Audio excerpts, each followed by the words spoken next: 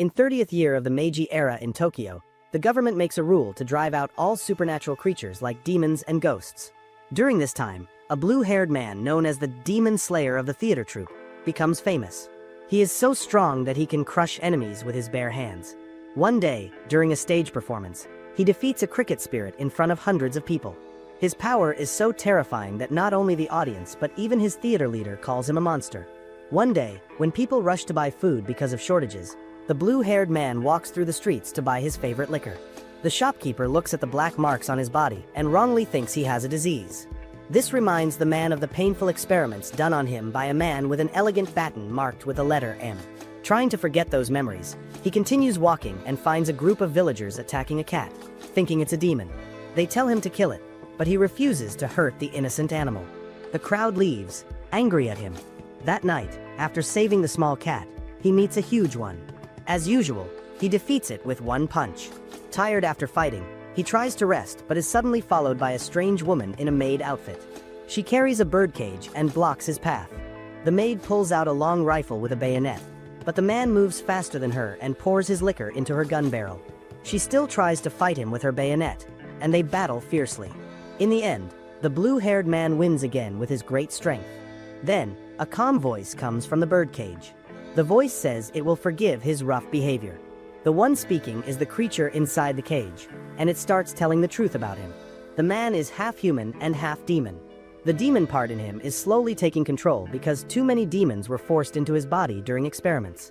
Each time he uses his demonic power to kill other demons, his mind and life become weaker. That's why he avoids fighting when he is not performing. The voice from the cage then asks him to make a deal, to end his own life in exchange for giving him more time to live. The one inside the cage is the head of Aya Rindo, a beautiful immortal girl from Legends. She has looked like a 14-year-old for more than 900 years. Her servant, a mage named Shizuku, takes care of her. Aya explains that she only has her head left because she was beheaded by a demon. Normally, she heals fast, but since the wound was made by another half-demon, she couldn't heal fully. The attacker took her body away, and now she suffers because she can't reconnect with it. She also saw her attacker's master, an old man with the same baton marked with M, the same one who experimented on the blue-haired man. As people from the theater start coming out, Aya and the man leave to continue their talk elsewhere. On the way, the man finally shares his name, Tsugaru Shinuchi. He explains that he joined the theater troupe on purpose. He knows that using his demon power will soon kill him, so he planned to die on stage while people cheer for him. When he loses control, the demon inside him will take over and kill everyone in the theater. This would create a scene showing both human cruelty and demonic nature, a dark message he wanted to show through his performance. Hearing this, Aya calls him something beyond human. Aya again offers her deal, but Tsugaru refuses. He says she should not choose death when there is still hope to find her body. He promises to hunt down the man with the baton and retrieve Aya's body, but only if she gives him a way to live longer. To seal the deal, Aya tells him that he can extend his life by consuming a part of her. However, she refuses to let him eat anything important, so she allows him only her blood, saliva, mucus, or tears. Tsugaru chooses her saliva, and they share a passionate kiss to complete their strange and powerful bond. In 1898, in the far eastern countryside of France, a father and his son go out for deer hunting together. The father holds the gun, while his son, Raoul, seems more interested in picking mushrooms than hunting. When they finally catch a deer, it is not because of the father's shooting skills. In truth, the father doesn't know much about guns. He only wants to test the weapon that the town's mayor gave him.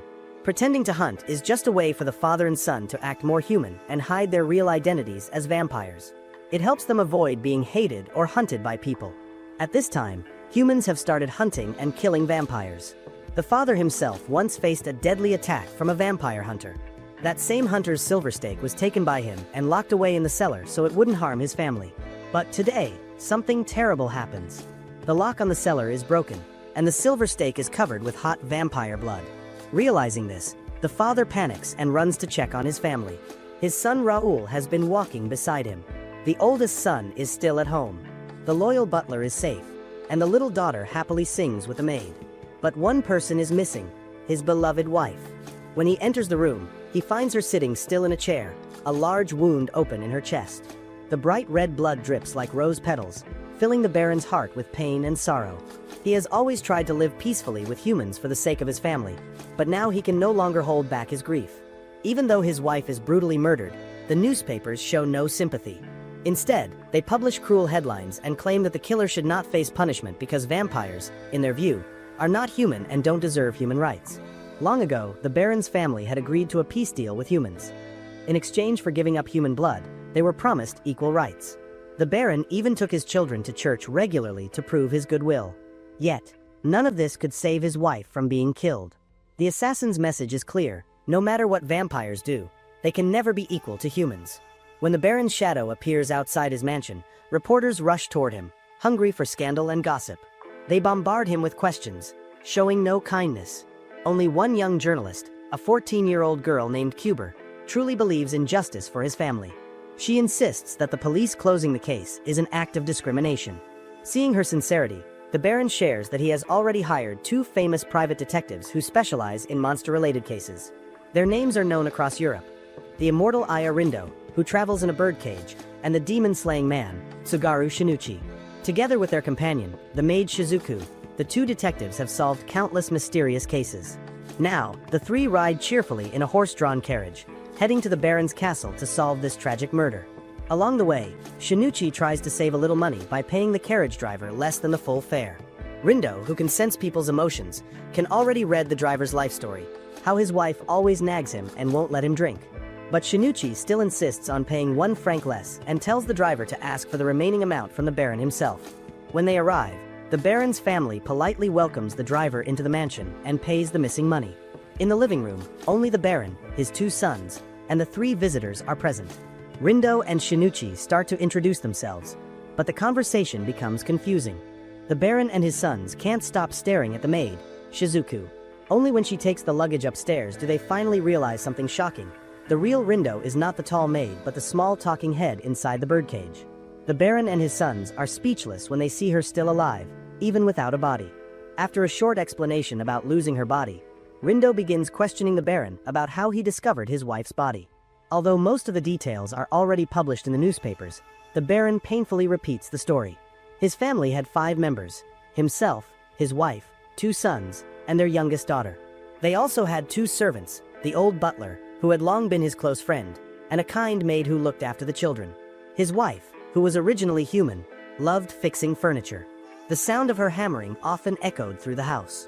Her room and her son's room both had 2 real swords hanging on the wall. Rindo then asks what happened to the body. The Baron explains that they buried it quickly because vampire corpses decay faster than human ones. Luckily, there was a camera in the house, and he took a photo of his wife's last moments. After studying the image, Rindo immediately guesses that the murder weapon was the silver stake and that the attack happened while the lady was asleep, as there were no signs of any struggle. She also notices that the bottle of holy water found near the body had a drop of blood on it, meaning the holy water was poured after death, not before. This discovery gives Rindo 7 major doubts. She asks Shinuchi to help her list them for the Baron. First, why didn't Lady Rindo wake up during the attack when vampires have such sharp senses? Second, why would the killer come at midnight, when vampires are most powerful? Third, why did the killer leave the small bottle of holy water behind instead of taking it away? Fourth, how did the killer know where the silver stake was kept and the exact layout of the lady's room and her schedule? Fifth, why would the killer return the weapon to the storage room after the murder? Sixth, Rindo starts to raise another question but is cut off because Shinuchi points out they have already used up all their fingers to count the points and still have 1 more left. While they argue playfully about how to continue listing the rest, the Baron's little daughter quietly walks in. Seeing Shinuchi's lively gestures, she gets frightened, starts crying, and runs away, adding another strange moment to the already dark and sorrowful night in the Baron's mansion. The dinner at the Baron's mansion is grand and filled with luxury. The table is covered with rich dishes that make Shinuchi and the foolish carriage driver eat and drink with delight. In front of the Baron and his family, however, there is only a bowl of fresh blood. As vampires, they must drink blood every month to keep their bodies strong. The 2 sons of the Baron feel uneasy seeing the detectives behave so casually. The younger brother especially dislikes Shinuchi because he had secretly followed him earlier and saw how he tried to trick the carriage driver by not paying the full amount. Hiding on top of the old tower, the younger brother watched everything, only to be shocked when Shinuchi looked straight toward him, showing that he had known he was being watched all along. Despite such awareness, the eldest son continues to think these detectives are nothing more than clever frauds. The only one who believes in them is the carriage driver. He keeps asking Rindo how she could know so much about his wife. Rindo answers calmly that the truth lies in his clothes. She explains that the neat buttons and carefully cleaned front of his shirt show that his wife is a tidy and attentive woman. But the extra clean belly part of the shirt also shows he often spills food and drinks on himself when drunk. His shirt is about a week old, yet it isn't dirty, which means his wife hasn't washed it lately, probably because she's angry at him and he hasn't been drinking recently. From these small clues, Rindo concludes that the man's wife is upset because of his drinking and messy habits. The carriage driver, hearing this perfect deduction, starts crying, realizing how true every word is. This also makes the Baron's eldest son think of the famous English detective Sherlock Holmes. Rindo, however, humbly says she is nowhere near that genius and would rather never meet him. The talk soon returns to the murder. Rindo asks the Baron if the family had dinner together on the night of the tragedy, the same way they are eating tonight. The Baron nods. She asks when the meal ended, and he replies, around 12:30, about 1 hour before the body was found. Rindo then starts reviewing the family's actions that night. Lady Aya Rindo, the Baron's wife, showed no strange behavior. After eating, she went to her room to rest. The Baron stayed in the library with his eldest son to talk. The little daughter sat quietly playing with her toys. After about an hour, they all came out to the main hall. The Baron then went to the storage room to take out his hunting rifle. Everything looked normal there.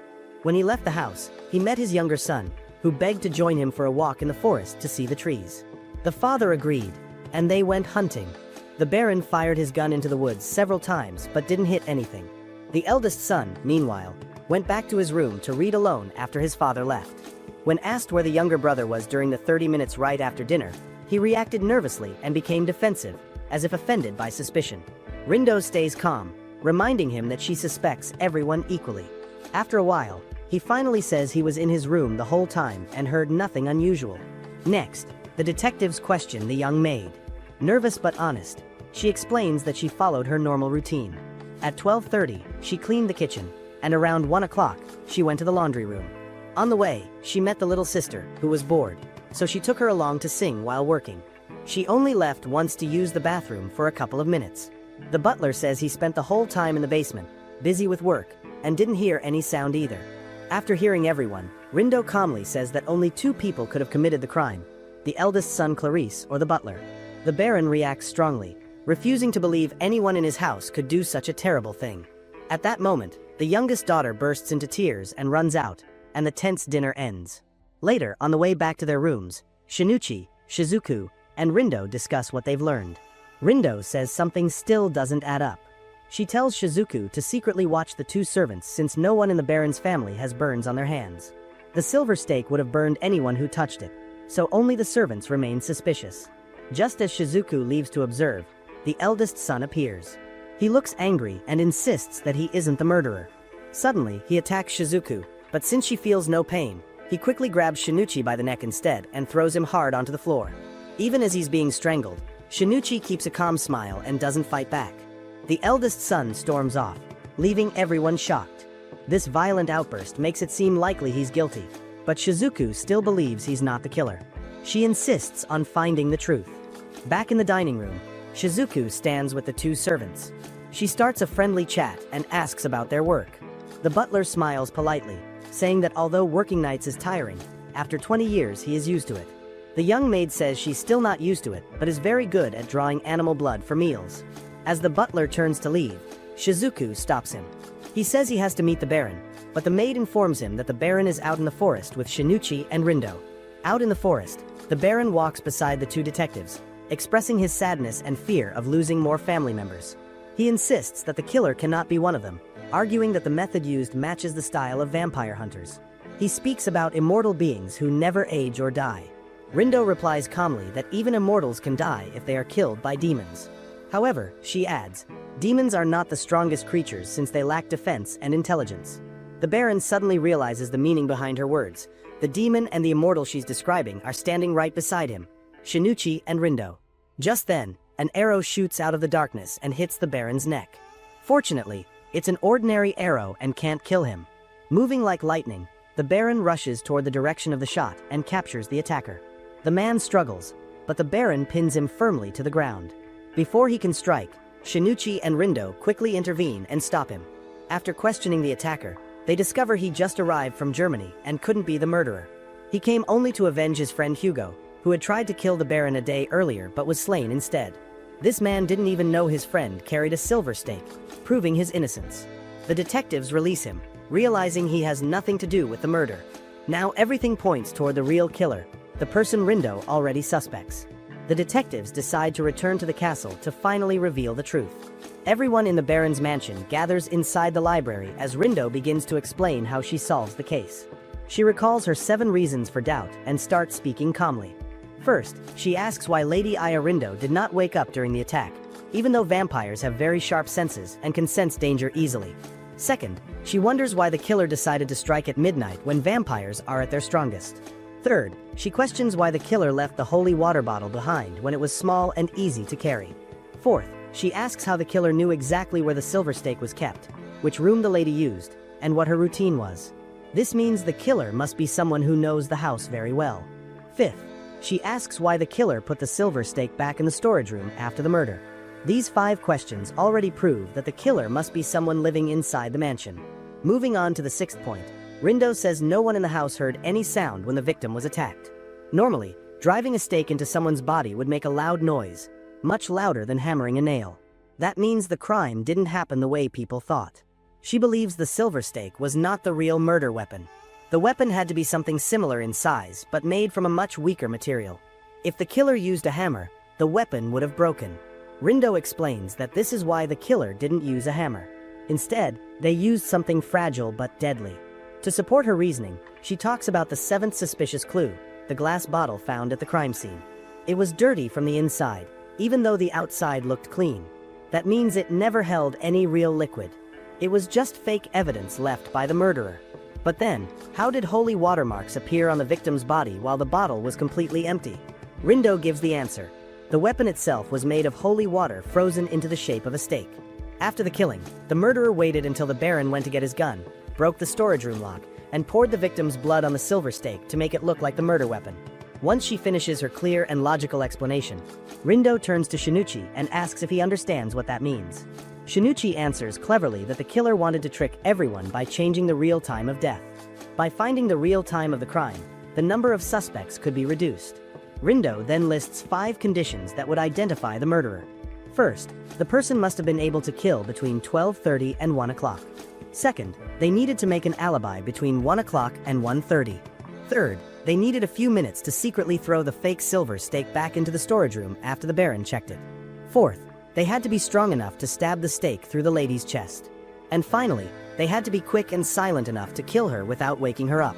When comparing these 5 points, 3 people could have done the first 3 actions, but only one had the strength and speed to do the last 2. Rindo then points to the real killer, the younger son. Shocked, the younger brother yells that he cannot be guilty since he could not touch the silver stake without burning his hands. But Rindo calmly exposes his trick. She explains that vampires heal very fast, and after touching the silver stake, he simply cut off his burned fingers with a decorative sword in his room, allowing new ones to grow instantly. Hearing the truth, the younger brother loses control and attacks the detectives, trying to silence them forever. But Shinichi easily catches him before he can even strike. Rindo pouts, saying that he ruined her moment by acting too fast and asks Shizuku to hold the cage with her inside. The fight between Shinichi and the younger son begins. In just a few seconds, Shinichi throws him out the window and jumps after him. He warns the younger brother not to hurt Rindo, or things will get worse for him. Inside the library, Rindo calmly explains the whole crime plan to everyone. She reveals that the younger brother had been planning the murder for a week. He had secretly contacted a man named Shu to assassinate his father and steal the silver stake from him. He also took holy water from church visits with his father and froze it into the shape of a stake. That frozen stake made of holy water became the weapon he used to kill his own mother. Rindo also reveals the reason behind his actions: his deep hatred toward humans and his anger that his family supported peace between humans and vampires. As she continues to speak, the Baron's face turns pale. He collapses, broken by the truth. Everything his wife once believed in has now destroyed his family instead of saving it. Rindo tells him gently to stay calm because Shinichi is taking care of everything. Outside, Shinichi is already fighting the younger brother seriously. He hits him again and again, not out of anger but to stop his madness. The younger brother keeps shouting that all creatures are equal but vampires are superior. Shinichi activates his Demon Slayer mode and strikes him hard enough to stop him from moving. He introduces himself as a hybrid demon who once trained in a Japanese monster hunting unit that dealt with supernatural beings. Hearing this, the proud younger brother realizes he is defeated. His body stops healing, and his wounds stay open. Even though he tries to fight back with all his strength, he cannot win. Shinichi ends the battle with a powerful kick that finally knocks him out. Back inside, the Baron is heartbroken. He thought his wife's dreams and ideals would bring light to their family, but instead, they led to tragedy. Later, as the detectives prepare to leave, the journalist Annie arrives to ask for an interview. Rindo speaks to the Baron softly, telling him that since he is an immortal being, he can still start a new life and rebuild everything again. Before leaving, she asks if he met a man carrying a cane marked with the letter M. The Baron says that the man had visited and left just a week ago. Annie then turns to Shinichi and asks what he thinks about the whole case. Shinichi gives her a quiet smile and says the Baron has lost his wife 3 times already, and after this third death, it is now his turn to face the end of his story. At the same time, Eric, known as the Phantom of the Opera, is being tied up on a fancy boat. The one who ties him is the charming and clever thief, Lupin, a blonde man famous for his bold crimes. Lupin's goal is to invite Eric to join him in stealing a rare gem called the Night Jewel, which will be displayed at the Grand Mansion of Mr. Furious. The mansion is known to be impossible to break into, but Lupin still plans a heist there on the second-to-last night of an event. Things become even more complicated because Sherlock Holmes is currently in London, which means the plan could fail before it even starts. Still, Lupin stays confident, saying he will succeed no matter what. Hearing his bold words, Eric decides to join him in this dangerous mission. To make the challenge more interesting, Lupin sends an open letter to Furious' home, announcing his intention to steal the jewel. This attracts a large number of detectives from across the city, all determined to stop him. Among them is the Eastern Detective Team, consisting of Rindo, Shinichi, and the maid Shizuku. The 3 detectives visit a shop that sells batons to gather clues. The shop owner greets them cheerfully, assuming they are there to buy something.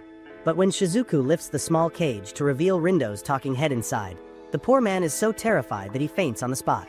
Before leaving, the detectives take the shop's customer record book as evidence and leave the store happily. They don't get far before 2 masked men stop them in the street.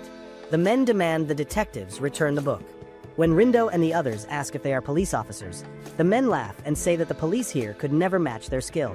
Realizing that a fight is about to happen, Shinichi gives the cage to Shizuku to hold and prepares himself for battle. But just as both sides get ready to attack, a police whistle blows loudly. Real police officers arrive, arrest everyone involved, and take them all to the station. While sitting in the horse carriage on the way to the station, the 3 detectives find themselves sharing the ride with 2 brothers caught for stealing something small. However, the man sitting across from them suddenly guesses exactly what the brothers had stolen, a porcelain vest. The detectives quickly realize the man is none other than Sherlock Holmes, and the person sitting beside him is Dr. Watson. Both of them are also heading to the Furious Mansion to solve the same mystery. Sitting nearby, a strange magician appears out of nowhere, and soon after, a beautiful woman greets him politely. She also greets another man holding a baton marked with the letter M, calling him Professor. The carriage continues through the city and stops at the gates of the Furious Mansion. Everyone, including the 4 detectives, gets off and walks toward the large estate. Sherlock Holmes carefully observes the mansion and notes that to enter, one must cross a long bridge. Inside the hall, both the east and west sides of the house are filled with treasures and artifacts collected by the mansion's owner from around the world. Seeing such valuable items, all the detectives begin to wonder what kind of jewel could be so special that Lupin would risk everything to steal it. Meanwhile, Lupin and Eric secretly plan their theft in another location. Eric warns him about the presence of 4 top detectives and a strange birdcage he saw earlier in the mansion. But Lupin only smiles, saying he is looking forward to meeting the female detective in person.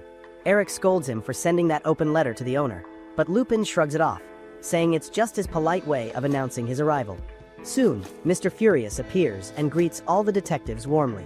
He stays calm, even when he sees Rindo's disembodied head, and politely comments that now he understands why they are called monster specialist detectives. He also says that Lupin's power to cause chaos is almost like that of a real monster, making these detectives the perfect match for him. However, Sherlock Holmes thinks hiring so many people just to stop one thief is unnecessary. Rindo proudly replies that she alone is enough to handle this case. Holmes smirks and sarcastically asks how a head without a body plans to solve anything. Rindo fires back that all a detective truly needs is a sharp brain. Their verbal fight grows so heated that Holmes nearly forgets his work, forcing Dr. Watson to remind him to ask about the actual case. Mr. Furious explains that Lupin's letter clearly stated he would come to steal the night jewel between 11 o'clock and 11:30 p.m. on January 19th. The jewel is a massive 80-carat black diamond that has never been shown in public before. It is currently kept inside the mansion's basement, a place surrounded entirely by water. The southern side even has an underground canal, about 5 feet wide, large enough for an adult to crawl through.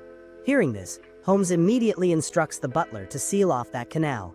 The mansion already has heavy security, 20 guards, 80 police officers, the team of detectives, Inspector Ganimard from France, and 2 agents from Lloyd's Security Company. Hearing the name of this company makes Lupin uncomfortable.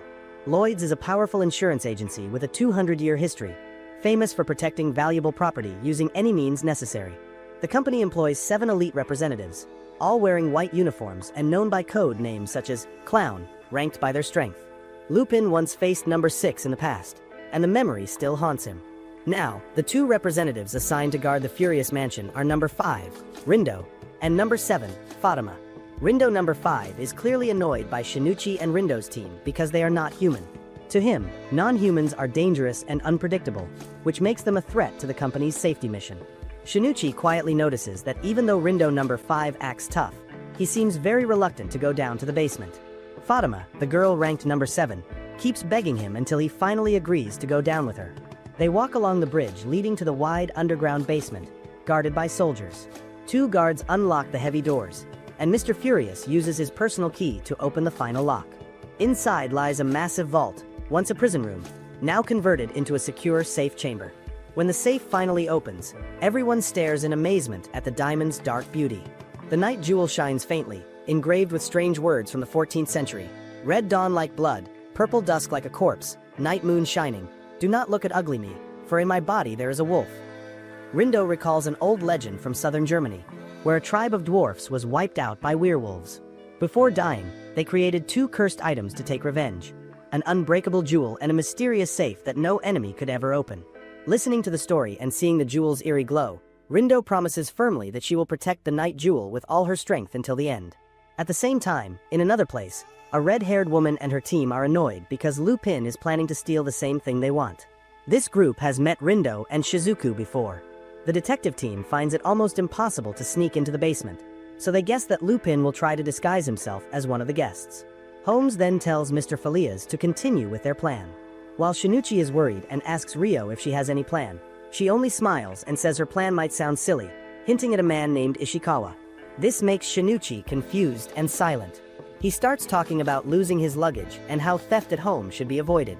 Before Shizuku can scold him, a potato seller's voice distracts him. Excited, he runs out to buy some to eat, while Shizuku helps Rindo ask for directions to the wax museum. Meanwhile, Dr. Watson slowly walks upstairs and finds Sherlock Holmes calmly reading some papers. Watson politely asks if Holmes is busy, but Holmes smiles and says he has already finished everything. Watson is surprised and asks why they are not planning how to protect Mr. Felia's house tonight. Holmes replies calmly that the enemy is the one who will attack, and Mr. Felia's already has many guards. When Watson asks if Holmes doesn't trust those guards, Holmes simply says that was yesterday's issue and that today is different. He even adds that he is quite happy, excited by the idea of facing Lupin in a mind game like chess. Before he can continue, Mycroft comes in with news. Seeing Holmes sitting in the chair, Mycroft asks who he is. Holmes sarcastically answers, "Don't you recognize your own brother?" But Mycroft becomes even more irritated, saying that although this man looks exactly like his brother, he is not him. Mycroft explains that 3 days ago, his brother had short nails, but the person sitting there has long nails. Holmes laughs and says that doesn't prove anything, but someone else can prove it. Just then, the real Holmes walks in. The Holmes sitting in the chair stays calm and confidently introduces himself, but the real Holmes at the door says, "You're Lupin, aren't you?" The fake Holmes smirks and removes his mask, revealing that he is indeed Lupin. Back to Shinuchi, who finishes eating potatoes and joins Shizuku and Rindo at the Wax Museum. He wonders why they are visiting such a place in London. Shizuku explains that there is a special section called the Room of Horror, filled with sad-looking wax dolls. Shinuchi jokes that he has already seen too many doll-like things, which makes Shizuku crack her knuckles, ready to hit him. Shinuchi quickly changes the topic and asks Rindo if she wants to visit Holmes's house. But Rindo doesn't respond. Worried, Shinuchi lifts the curtain covering her cage, only to see a blue parrot inside. He had mistakenly taken a real birdcage instead of Rindo's. Shizuku, angry, punches him for this mistake. In Holmes's room, another intense discussion takes place. Holmes warns that Lupin has almost no chance of winning, but Lupin doesn't reply immediately.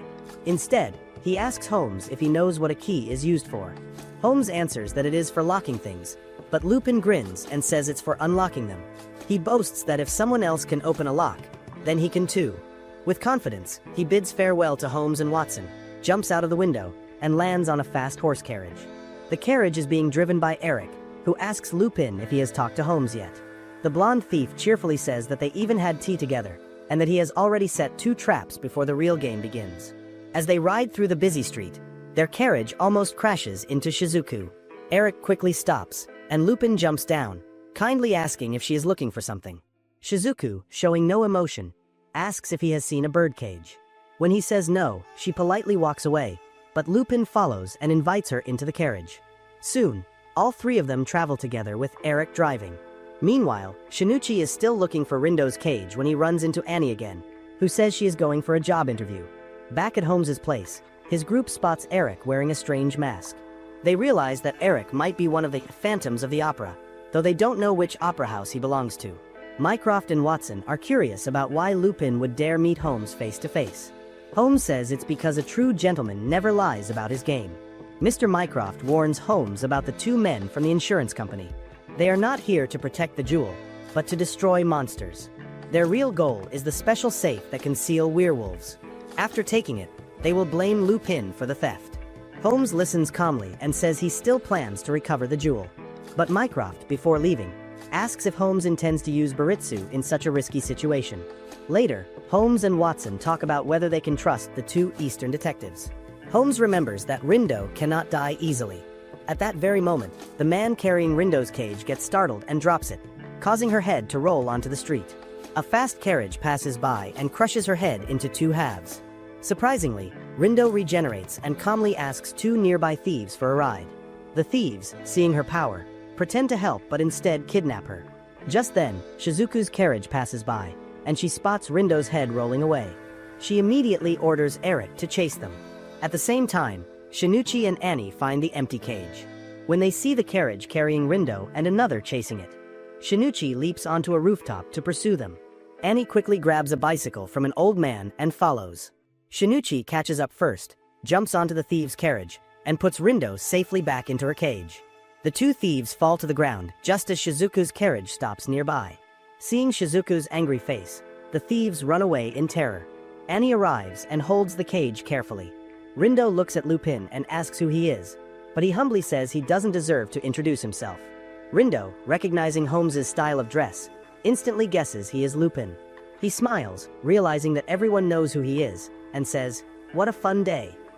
He introduces Eric and asks about the others, Shizuku the mage and Shinichi the demon slayer. Shinichi proudly says he is even stronger than Lupin. Hearing this, Eric tosses a handful of colorful marbles. Lupin steps on them skillfully, sliding toward Shinichi. Instead of losing balance, Lupin moves smoothly and strikes Shinichi 3 times on the head with the marbles before punching him unconscious. Lupin smiles calmly and warns Rindo to stay away from this matter before leaving with Eric. Instead of being afraid, Rindo grows more determined. She and her companions go to Mr. Falia's house, calling it a warm-up for the main act. While Holmes and the guards go to the basement, Rindo's group climbs up to the watchtower to keep watch. The 2 insurance men say they want to guard the ground level, but Holmes mocks them, asking if they're just making it easier for Lupin to steal the jewel. They insist that they only want to protect the property and walk away. After Mr. Fierce confirms that the stone is still locked safely, the guards seal the basement door. 5 people sit near the safe, ready for the heist time. 50 minutes before the expected theft, a loud crash from the main hall distracts many guards. In the basement, Holmes draws his gun and shoots all the door locks, saying that Lupin can open any lock, so he removes the locks completely. At 10:55, with tension in the air, Mr. Fierce asks Holmes and Watson to hold the safe tightly. When the clock strikes 11 o'clock, the entire room shakes violently like an earthquake, and cold water suddenly pours in from the air vents above. Holmes finds himself trapped when he realizes he can neither protect the safe nor escape because the whole basement is flooding. He has fallen into Lupin's trick after proudly claiming that Lupin can open any lock. Now the detective is stuck in the cold, rising water with no way out. The guards rush upstairs and ask the two insurance agents for help breaking the basement door.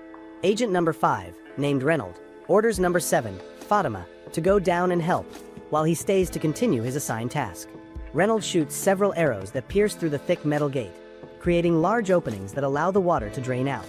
The broken gate collapses, and the water rushes away, saving everyone trapped inside. When the room is finally empty, they notice that the safe has vanished. It is now 11:30 p.m., marking the 11th time the famous detective has been outsmarted by the master thief. In the middle of this chaos, Fatima suggests blocking the bridge, thinking Lupin might still be close since the flooded room was sealed tight. The team rushes to the bridge, while Holmes remains deep in thought. Back in the living room, everyone is wrapped in blankets to warm up when Holmes suddenly jumps forward, pushes the inspector to the floor, and handcuffs him. The crowd is shocked. Holmes calmly explains that the inspector they see isn't real. He knew something was wrong when the fat inspector walked lightly on the bridge, because his belly was fake. The fake inspector, now revealed, looks stunned that Holmes figured it out. From the start, Lupin had tried to fool Holmes by changing his face shape, but Holmes still saw through him. Holmes also reveals that he had lied earlier about the diamond being in the safe. The real safe had actually been removed earlier that morning by the maid, and the diamond was hidden inside a small medicine box in Watson's pocket. But when Watson checks, the box is gone. Lupin is already holding it. The clever thief waves and a flash of golden light fills the room. He quickly escapes through a glass window, landing inside the greenhouse where his assistant Eric is waiting with a silver safe in his arms. Meanwhile, Shinichi is telling Annie a funny old tale about Ishikawa Gammon, a famous thief who was boiled alive. His brothers took revenge by stealing every cooking pot in town. A bean seller, afraid of losing his own pot, decided to sleep inside it to catch the thieves, and he succeeded. Just like in that story, when Lupin opens the silver safe, Rindo's head pops out, shouting that the thieves are here. Hearing this, Shinichi rushes forward to attack Lupin and Eric. Earlier, Lupin had mistaken Annie for the messenger carrying the birdcage and never imagined that Rindo herself could fit inside the safe. Rindo takes advantage of that misunderstanding and tells Shinichi to pretend to lose the fight. Now Lupin is cornered, facing two skilled fighters at once. Eric panics and runs away on all fours. The situation grows worse when another deadly fighter, number 5 Reynold, joins the scene. Counting to himself, he says, "One master thief, 2 monsters, 1 diamond, 1 strike each and the diamond will be mine." But before he can act, a sudden explosion shakes the place. The bridge collapses, trapping everyone inside. Lupin quickly denies any involvement. The blast is actually the work of another group led by an old man carrying a baton engraved with the letter M. His violent crew storms in, attacking the guards and throwing the mansion into chaos. They consist of Eleanor, a man with earrings, Lady Camilla, a vampire, Victor, Jack, and the old man himself. Together, they slaughter the guards with brutal precision. Their plan is organized perfectly. Jack goes east, Victor and Professor Batten head west with Alistair and Carmilla as bait. After the plan starts, only Camilla stays behind. When a few surviving guards enter the room to warn her, she and her partner kill them instantly. Camilla looks down, annoyed that blood has ruined her elegant dress. Despite being a vampire, she divides the remaining tasks, sending Eleanor to the west while she heads east to continue her killing spree. As she walks, she notices a trembling maid hiding in a dark corner. Smiling cruelly, Camilla whispers that she will give the maid pleasure until death. She gently bites her neck and drains all her blood until the poor woman dies. In another part of the mansion, Shinichi and Lupin sense that intruders have arrived, but they ignore it and continue fighting fiercely. Rindo slashes his sword at Lupin, who dodges easily, leaving Shinichi standing awkwardly. Using his martial arts, Shinichi jumps up and kicks Rindo hard, sending him crashing backward. But Rindo quickly recovers, grabs his sword, and attacks again. As they clash, Shinichi suddenly realizes he forgot that tonight's real target is Lupin. Rindo remembers too and focuses on the thief, demanding return of the diamond. Lupin holds the gem in his palm, pretending to surrender, but then tosses it straight through a hole in the ceiling. The diamond rolls across the roof as Lupin laughs and escapes with ease, forcing both Rindo and Shinichi to chase after him desperately. At that same moment, Holmes and Watson arrive, only for Rindo to tease them for showing up late again. Holmes reports that 5 intruders have entered the mansion, and Rindo insists on joining them because she knows who those 5 people are. Meanwhile, Eric hides nearby but is spotted by Fatima, the crossbow expert. She already had him marked as a target, and even if he hadn't moved, she would have shot anyway. Her arrows fly quickly through the darkness as Eric dodges, but one manages to strike him in the back. Elsewhere, Holmes and Watson witness a grim sight, bodies of guards lying everywhere. A wounded man cries for help, but before anyone can reach him, he bursts into flames. The killer is Eleanor, who grins wickedly as he steps forward. He recognizes Holmes and Watson but doesn't know who Rindo is. Holmes identifies him as a dangerous cultist who once called himself a magician but actually performed cruel human sacrifices. Now, he serves the same mysterious organization as the others. Eleanor isn't interested in the diamond. He only wants to kill Holmes. He throws sharp needles toward the detective. Holmes sniffs a piece of leather and immediately identifies the poison as an anesthetic, realizing Eleanor's weapons shoot from his thumbs. Their fight turns into a fierce exchange as Eleanor laughs madly, obsessed with ending Holmes's life. On the eastern side of the mansion, another detective meets Lady Camilla. He offers her a copper candy as a small trick, but she crushes it in her hand and heals her injury instantly. Just as she prepares to finish him off, Shizuku bursts in, kicking Camilla away. After a brief introduction, Shizuku asks the detective if he has seen the phantom named Eric. When he says no, she politely asks to leave, but Camilla stops her. Though Shizuku tries to avoid conflict, explaining that she must obey Rindo's orders to find Eric, Camilla threatens to harm Rindo as well. Hearing that, Shizuku has no choice but to fight. Back at the rooftop, Lupin finally catches the diamond again, but Rindo and Shinichi instantly attack in midair, exchanging blows and kicks as they all struggle for the gem. After a chaotic fight, the diamond slips from Shinichi's mouth and rolls into a dark prayer room. Lupin enters the same room with him and calls for a temporary truce, suggesting they work together to handle the troublesome Rindo first. Shinichi plans to act as bait while Lupin hides upstairs, ready to attack when the time comes. Rindo walks in, complaining about needing to clean the diamond because Shinichi's saliva touched it. This makes Shinichi laugh and talk about an old friend who was also obsessed with cleanliness and used to mumble the same way. Suddenly, a huge table flips over from above and crashes down on Rindo's head, thrown by Lupin. Rindo becomes still for a moment, but Lupin knows it isn't enough to defeat someone like him. At the same time, Fatima, number 7, struggles in her fight against the Phantom of the Opera, Eric. She can't hear any sound from him, which makes it impossible to follow his movements. Eric strikes her with a strong energy beam that knocks her to the ground, and then jumps down to finish her off. Meanwhile, Shizuku is fighting the vampire lady, Carmilla, and finds herself in trouble because her tricks don't work. But Shizuku doesn't need tricks when she starts attacking directly. Her fast movements force Carmilla to keep dodging. Shizuku fires her gun and hits Carmilla in the shoulder with a silver bullet, stopping her from healing. Shizuku plans to end the fight right there, but Carmilla suddenly manages to grab her. The vampire's lips touch Shizuku's skin, and she releases a toxin that lets her control others. Now Shizuku can't move, watching helplessly as Carmilla approaches with a smile, whispering sweet words and saying she wants to taste her. On the other side, Holmes and Eleanor are in a fierce gunfight. Bullets and poison needles fly through the air. Holmes's side runs out of ammo, while Eleanor keeps firing his needles. During this tense moment, Holmes calmly talks with Watson and Rindo. Eleanor admits that he wants the diamond because it can help him find werewolves to recruit into his group. Rindo shares that she no longer has her original body, as it's being kept by the same organization. Before she can explain further, Holmes suddenly uses his fighting skill, Baritsu, to attack Eleanor. Eleanor can't dodge and ends up being bitten by his own poison. Holmes moves in to finish him off, but before he can act, the wall bursts open. Stepping through the smoke is the man with the baton, Professor James Moriarty himself. Back in the prayer room, the ceiling collapses. Fatima falls from above and joins Rindo, both facing Eric. Just then, another person crashes through the window, Jack, one of Moriarty's followers. His presence fills the room with a horrifying illusion as if everyone is drowning in blood. Without speaking, Jack goes straight for Fatima and lands several deadly hits. Rindo also takes a blow and crashes into the wall. Seeing how dangerous the situation becomes, Lupin and Eric stop fighting over the diamond and retreat, leaving Shinichi to deal with Jack alone. Rindo now comes face to face with the man who stole her body, Professor Moriarty.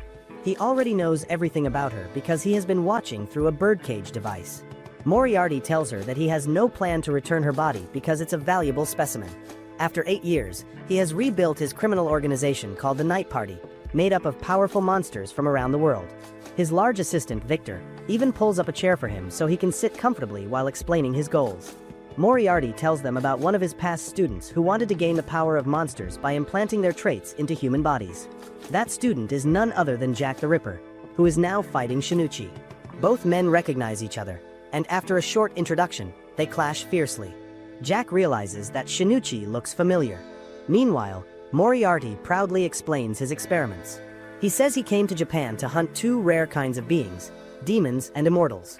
He succeeded in creating hybrids using demon genes, though most of the subjects didn't survive. Still, his work made Jack physically stronger. Then he captured Rindo, the only immortal being, and implanted her body into Jack's.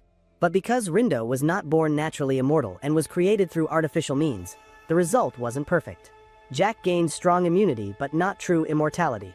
Later, Moriarty gave Jack vampire traits too, so he could heal fast and gain sharp senses. Everyone now understands why Moriarty wants the diamond. It can attract werewolves, completing his collection of monsters. With all these powers combined, Jack becomes almost unbeatable. Shinichi tries his best to fight back but struggles. Jack tears his arm and throws him several meters away. However, when Jack notices that his arm wound isn't healing, he realizes who Shinichi really is. Shinichi was specimen number 9, the only test subject who escaped from Moriarty's lab. Shinichi also recognizes Jack as the professor's assistant. Their reunion quickly turns hostile again when Jack hears Shinichi say he came to London just to perform in a circus. After that, Jack leaves with the diamond, leaving Shinichi behind with a mysterious grin. In another room, Shizuku is still being toyed with by Carmilla. When the vampire becomes careless, Shizuku quickly pulls out a small silver cross and stabs Carmilla in the side. The fight becomes intense again. Carmilla, now furious, tries to kill Shizuku for good. But suddenly red fireworks explode in the sky. It's a signal showing that Jack has successfully obtained the diamond.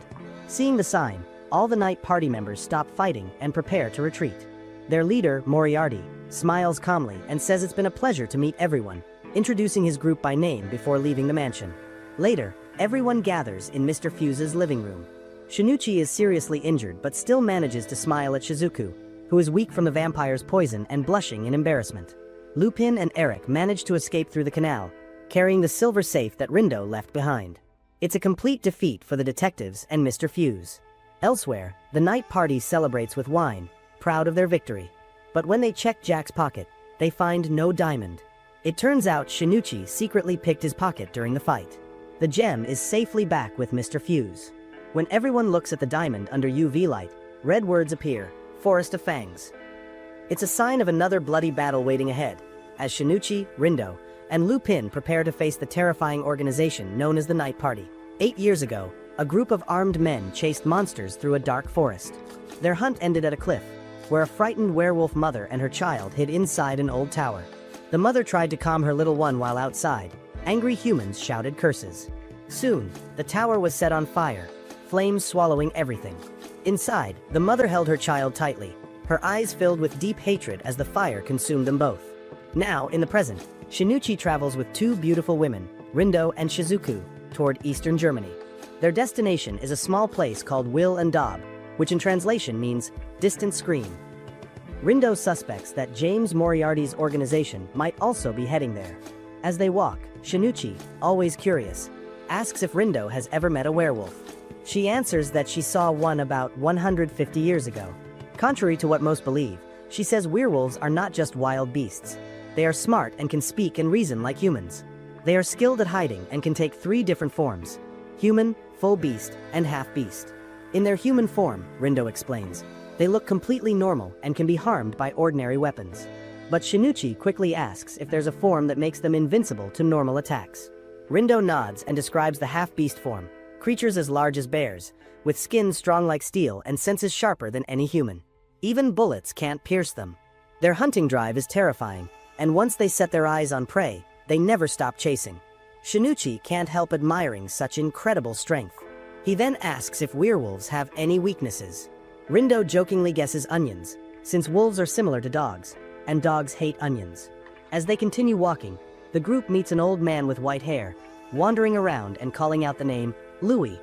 When Shinichi politely greets him, the man, named Heinemann, acts cold and almost pulls out his gun. But once he learns they are detectives investigating monsters, his tone changes immediately. He desperately begs for their help, explaining that a young girl from the village has just been taken by a werewolf. When the three reach Will and Dob, the villagers stare at them suspiciously. The place is poor, with no school or hospital, and visitors are rare. The only thing that stands out is a tall, beautiful waterfall nearby. Rindo calmly asks about the missing girl. Heinemann explains that the victim was Louis, and she is not the first. His voice shakes as he tells them about past cases. The first happened in spring, when a 15-year-old girl named Nadia, daughter of the village chief, went missing. The next day, her body was found in the forest, terribly deformed. Everyone believed no normal animal could cause such damage. It had to be a werewolf. 4 months later, another girl, Finn, the farmer's daughter, disappeared. Her body was found in the same brutal condition. 4 months after that, a 13-year-old mill worker's daughter was found dead the same way. Each crime took place on a rainy night when the girls left their homes. The latest victim is Louis. Her screams echoed through the night, calling her parents. Her father, Gustav, broke the door with his gun, but she was already gone. Only a large pool of blood and a broken window remained. Oddly, that night it didn't rain. The villagers now whisper that a werewolf lives among them. Rindo wonders aloud if there were any earlier cases. Heinemann recalls that 8 years ago, a werewolf once hid in the village, but he and others managed to drive it out before it could kill anyone. At the church, loud shouts and beating sounds echo inside. Villagers accuse a man named Clack, an outsider, of being the werewolf. The detectives arrive just in time to stop the chaos. After Shinuchi introduces himself and Rindo, the crowd grows curious about the covered cage in the corner. Rindo tells them not to look, saying it will only scare them, but the villagers, too curious, pull off the curtain anyway. Everyone gasps, some even cheer, and Gustav angrily points his gun at Rindo, thinking she is the monster. Rindo smiles calmly and tells him to lower the weapon. She will uncover the truth behind these murders. The group then visits Louis's house. Her room looks like a storm has torn through it. Everything is broken. Rindo carefully studies the room and guesses that the attacker entered through the chimney, as the fireplace hadn't been used that night. The opening, however, is too narrow for a normal person, but perfect for a wolf. Animal footprints around the fireplace confirm her theory. Instead of making a quick judgment, Rindo asks Heinemann to bring her a record of bite marks from the previous victims so she can compare them. She also tells him to ask Shizuku to bring a round object from her suitcase. After he leaves, Rindo begins questioning Louis's mother. The woman says her daughter could move on her own with her wheelchair and that she tucked her in before locking the window. The broken window, she explains, couldn't even open. It had been fixed long ago. At that moment, Shizuku arrives. She checks the roof and reports that there are no footprints, meaning the killer escaped through the window, not the roof. When Rindo asks her to drop something down the chimney, Shizuku throws a pillow, which lands in soot. Shinuchi sadly watches his favorite pillow covered in dirt, sighing that Rindo should scold Shizuku, but Rindo just thanks her gently. Soon, Heinemann returns with an old notebook showing the tooth marks of the werewolf from years ago. When Rindo compares them to the new marks, they match perfectly. This makes her uneasy. It means the killer is the same werewolf from 8 years ago, not someone copying the crimes. What's worse, this creature is far from insane. It is clever and calculating. Rindo notes that Louis's bed was soaked in blood, but the floor had no trail, and no blankets were missing. It means the werewolf must have brought a bag to carry her away and destroyed the room to fake madness. After hearing this, Louis's father becomes more desperate. But based on all the evidence, Rindo sadly tells him that the chance of Louis still being alive is very small. Her parents stand frozen in sorrow as the detectives leave for the village chief's house. The old chief looks tired and scared. He says their village has existed for centuries as food for monsters that come from below the waterfall. The people fear that one day they will all be wiped out. Rindo only asks one thing: whether werewolves truly live under that waterfall. The chief nods and says that, according to legend, there's a hidden place below called Gup and Haze. Rindo immediately asks if that's the same as the Forest of Fangs. The chief becomes alert and asks if they really plan to hunt werewolves. He warns that without preparation, no one can survive the journey down. To his surprise, Rindo's group already holds the Black Diamond Key, an artifact needed to enter the place. Still, the old chief refuses to tell them the path to the Forest of Fangs unless they can prove themselves. Rindo makes a bold promise: she will find the werewolf within 2 days, and in return, he must show them the way. At the same time, elsewhere in the region, 2 other agents from the same insurance company, number 4 and number 3, also arrive, hinting that even more mystery is about to unfold. The first thing Rindo notices is that the attacker only targets young girls, So she thinks this case is not about hunger, but about someone with sick desires. Since it is an old time with no modern police or FBI, Rindo believes the killer's reason is deeper than just eating. The attacks are all well planned and happen on a set schedule, showing that the culprit is calm and organized. The village mayor thinks the criminal might be one of the foreign settlers living in the village. But when those people are tested for signs of being werewolves, every result comes back negative. The mayor also believes that the real werewolf is not from their village. He explains that, unlike old legends, modern werewolves have changed. They no longer react to silver or holy water because they have evolved through selective breeding, becoming much stronger, faster, and nearly impossible to kill. His biggest fear is that one day a perfect kind of werewolf will appear, one stronger and smarter than any before, a creature he calls the Kindsführer. The story of Louise, who is known as the guardian angel of the village, begins 8 years ago. A man named Nut tells the story of how he once brought a pregnant woman named Rosa to the village after finding her lost in the forest about 13 years ago. Later, Rosa gives birth to a daughter named Aya, who looks almost exactly like Louise. One day, Rosa accidentally whispers to Louise, telling her to hide her ears. That mistake reveals the truth. Rosa and Aya are both werewolves. The villagers, led by Nut himself, burn Rosa and her daughter alive. Nut is left heartbroken, ending his tragic love story in flames. Later, the team that calls themselves the Cage Users visits Alma, an artist from another country who also lives in the village. Rindo quickly notices that Alma has painted portraits of the missing girls. Alma says the drawings were requested by the victims' families, who wanted to remember their daughters. Alma also mentions that she often sees a large golden wolf running past her window at night. This detail makes Rindo more curious. She also learns that Louise had always been a quiet and strange girl who liked to stay alone and keep secrets. While Rindo and her group continue their investigation, some old rivals from another organization, the professor's cosplay team, also arrive in the village. The first to appear are two agents, Alice and Kyle, from an agency called Roy. Somehow, Rindo manages to talk with them and convince them to work together for now. They agree to a truce, since Rindo knows that the Roy agents cannot use the penultimate night plan without proper understanding or guidance. Suddenly, loud noises come from the village square. Angry villagers gather outside, shouting and panicking. Rindo and her team rush to the scene and find Alma in the middle of a breakdown. She laughs like a madwoman, saying that she can't stop her hunger and that Louise's flesh tasted amazing. Before anyone can stop her, Alma begins to change. Her body twists and grows until she turns into a giant golden werewolf. The beast roars and starts attacking the people around her, spreading fear and chaos everywhere. The Cage Users and the Roy agents chase after Alma through the village. Buildings shake, villagers scream, and gunfire echoes in the dark night. The most powerful battle happens between Alma, the Golden Wolf, and the Oni Slayer, showing that both fighters are nearly equal in strength. The clash is brutal and intense, but in the middle of the chaos, tragedy strikes. Shizuku, Rindo's loyal maid, falls from the cliff into the raging waterfall below while trying to protect Rindo. The group is left in shock as the sound of the waterfall drowns out their cries. After the fierce battle, Shinichi and Rindo move away from the village to treat the Oni Slayer's wounds. While they try to recover, the Roy agents accuse them of letting the werewolf escape on purpose.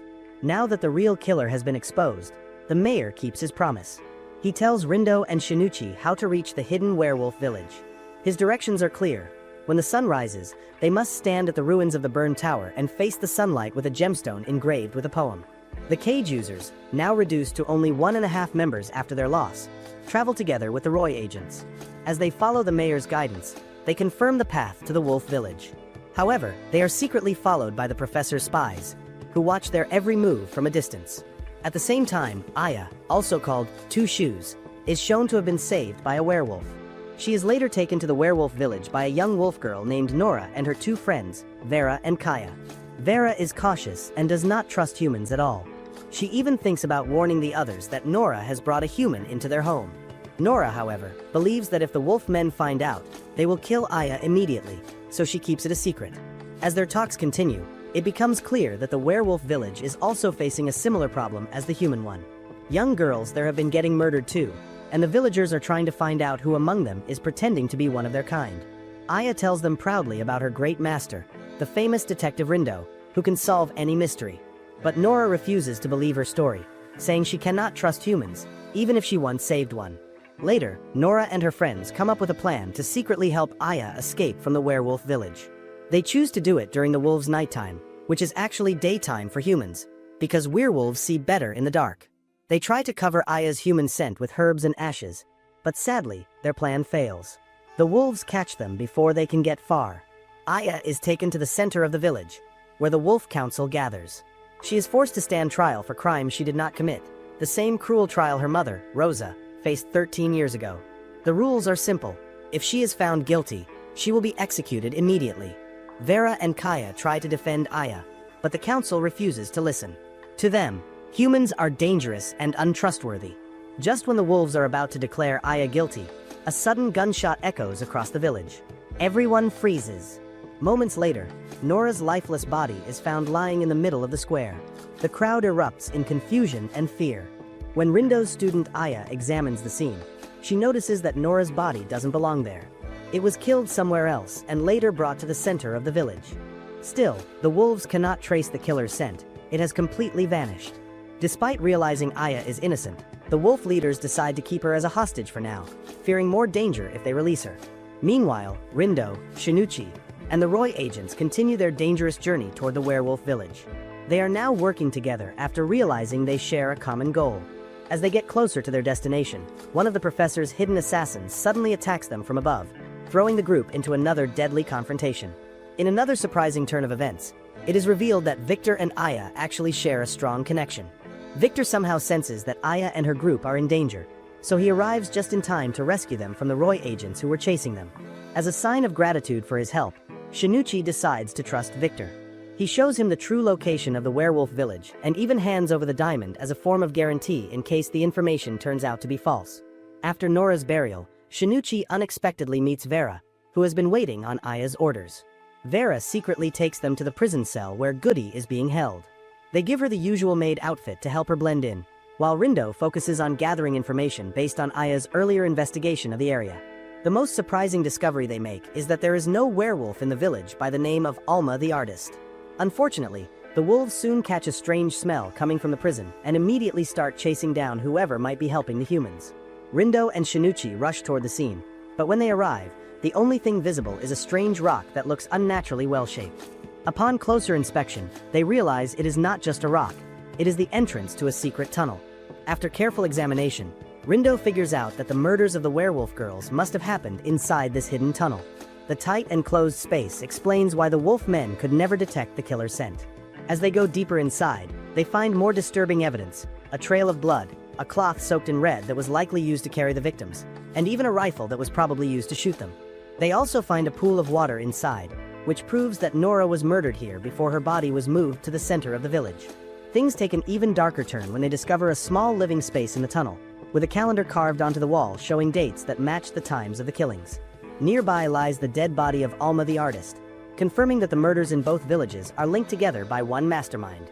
The tunnel finally leads to another hidden door that opens right into the ruins of the burnt tower where Rosa and her child were once trapped and burned alive. Meanwhile, grim news reaches the cage users. Louise's body has been found dead. However, Aya does not seem surprised. After questioning Louise's parents, Rindo learns the shocking truth. They confess that before Louise became known as the guardian angel of the village, she was seen as weak, useless, and a burden. 8 years ago, they cruelly abandoned her in the northern forest without her wheelchair. That night, Aya was the one who found her and brought her back to the village. It was also on that same night that Louise exposed Judy's secret identity as a werewolf. Rindo angrily tells Louise's parents to stop pretending to mourn and instead give their daughter a proper burial. She believes Louise only exposed Judy's secret to gain approval and acceptance from the other villagers. In the meantime, the Roy agents discover the same secret tunnel leading directly to the werewolf village, and the professor's followers, known as the Banquet, also make their move into the village. Around this time, the cage users finally manage to rescue Goody Two Shoes, thanks to Vera's help in sneaking her out safely. Rindo takes the chance to ask one more question about how the werewolves live. Vera explains that the wolves are active during the night and rest during the day. But now, since the wolf men have discovered Vera's betrayal, Rindo gives Tsugaru full permission to attack any wolf that tries to stop them. Tsugaru wastes no time and easily cuts down every aggressive wolf that stands in his path. Meanwhile, the Roy agents are not alone in their ambush. They have brought along several villagers to fight alongside them as backup.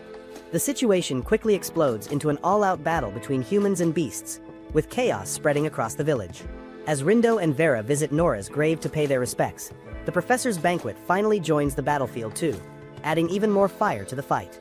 The battle reaches its peak as Alice clashes with Alistair, Shizuku faces Carmilla once again, and Victor squares off against Kyle, setting the stage for another brutal and unforgettable showdown. Shinichi arrives to help Victor as a return favor for saving him earlier. Victor returns the gesture the next night by revealing where Rindo's body is hidden. After a short but chaotic battle, Rindo appears in the town square to share the results of her investigation. She explains that the real culprit is one person who has been pretending to be different people all along: Louise from the human village, Nora from the wolf village, and also Judy, Rose's daughter. Rindo traces everything back to 1 year earlier when the real Louise was replaced by this fake version, a werewolf who looked very similar to her. She first grew suspicious when she entered Louise's room and noticed that the window was perfectly fine. It didn't look like a strong wolf had broken through it. The fake Louise then made it seem like Louise was killed and blamed Alma for it, which is why Alma's body ended up being found in the tunnels. What shocked Rindo was realizing that a similar crime was happening in the wolf village. The night Nora was murdered was the same time Rindo confirmed the true identity of the killer. The small room they found in the tunnel turned out to be the hiding place where the real Louise was locked up while the imposter switched places with her. Rindo then concludes that the killer must be a werewolf because Nora was murdered in the tunnel where light moths gather. Yet her body had no moth marks. This means the killer could only move in darkness, something only a werewolf can do. She also explains that since the murders happened underground, the body thought to be Nora's was actually the real Louise's because she wasn't inside the cave when Rindo and Shinichi first found it. It becomes clear that Judy, who survived the human attack, went back to the werewolf village disguised as Nora. Later, she switched roles with Louise and kept moving through the tunnels to act as both of them. This plan worked because the two villages never met each other. The tunnel provided a quick hidden path, and humans and werewolves were active at different times of the day. Both girls lived alone, and the underground lake helped wash away the human smell so the wolves wouldn't notice. Aya planned everything carefully. She used Louise's dead body to fake Nora's death, and later handed that same body to Louise's parents. Rindo confirms all this when she visits Nora's grave with Vera and finds it empty. Soon after, Aya admits that she actually survived the fire 8 years ago. Following her mother's wishes, she grew to hate both villages for her mother's tragic end. She created this plan to make the villages destroy each other. Aya also confesses that Louise helped her because she too hated her own village and her parents, who had abandoned her. When the truth finally comes out, Aya tries to leave the wolf village, but Tsugaru waits for her in the tunnel. He quickly overpowers her, saying that a wolf is still a wolf no matter what. Rindo then arrives and tells Tsugaru to let her go because Aya's real goal was not evil. She only wanted to free the young werewolf girls from the cruel breeding custom. The girls she killed were actually replaced with other lookalikes to protect them. In the end, Aya is set free to explore the world. It is also revealed that she is the strongest werewolf ever created, known as the Kindsführer. This marks the completion of another mission. Finally, Tsugaru discloses where Rindo's real body parts are hidden.